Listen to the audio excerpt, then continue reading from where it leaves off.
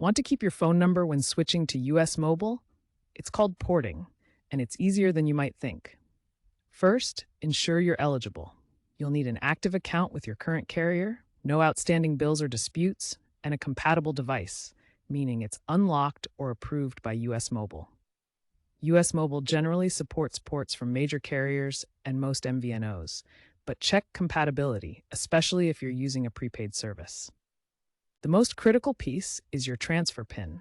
This is a unique code from your current carrier, acting as authorization to release your number. You can usually obtain this through your carrier's app or by contacting customer service.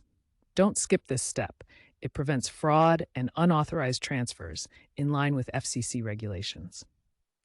Once you've submitted your port request to US Mobile with the correct transfer PIN and account details, the process typically takes 1 to 3 business days. Day 1 is usually for verification of your information.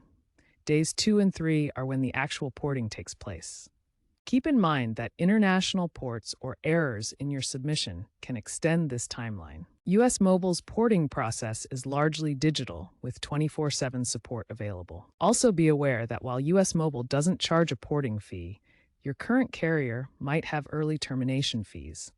So check your contract. Make sure to back up your data before initiating the port, as the process is irreversible once confirmed.